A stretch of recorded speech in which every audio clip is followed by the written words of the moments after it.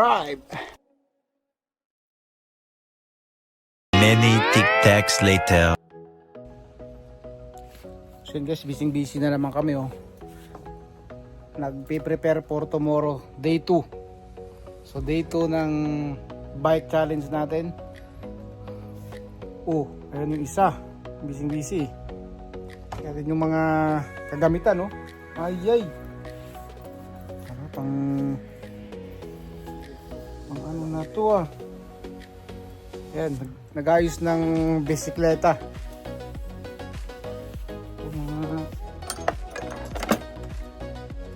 Yan. So for day 2 preparation. Ayan. Sa atin, tinasa na natin yung upuan konti. Lagyan natin ng battle. Tatawag dyan box, battle holder. Battle cage. Yan. Lagyan natin. Saka yung pump. Mali natin for emergency. Yan. So medyo hinigpitan natin dahil medyo maluwag to. So ayan. Sa gamit yun. Ayan. Dahil busy naman si Manitoba Riders. Grupo siguro nila to, no? Yung may-ari nito puti. Ayan.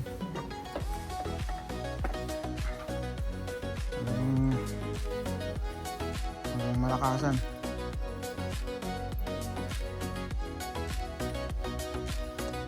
Ayos ng minika ni Manika ang muniko ni Manika. Ayan. Manitoba Riders. Ano mga gamit to? Ayun, WD-40 pala yan, malaki. Yung ano na yan, spray. Degreaser. Pero WD-40 brand. Yung brand, oo. Degreaser siya. Degreaser siya. Hindi siya pang lakas. Oo, yung sa Rust. Yun lang alam ko sa WD-40. Norco pala yan. Yung pinaka-brand niya, no? Norco. DC. Bukas. Kalaban ulit yan bukas. Walang mga tanim. Ay, may tanim na, oh.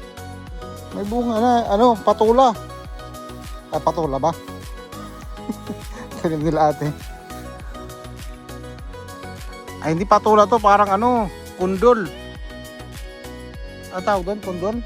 Pepino. Mga tanim na pala to. Dahil summer, yan yung ano nila ate.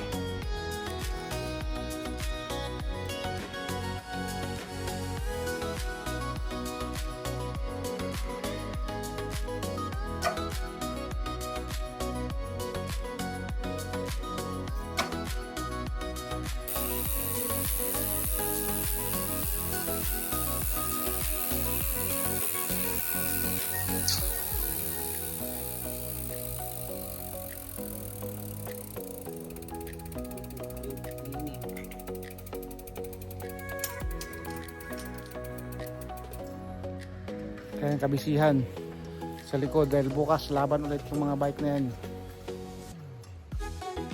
5 days wala kaming carpool, so namin yung pagbabike.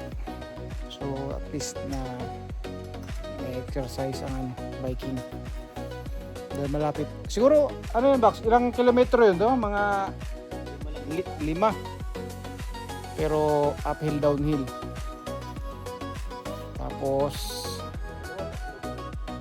Tapos mga 10 to 15 minutes ang highlight dito. Makakarating ka na doon sa trabaho. Mga 15 minutes to 30, no? 15 to 20. For sure. Tuloy-tuloy, saktong padyakan. Kaya, yun. Update na naman bukas para sa day 2.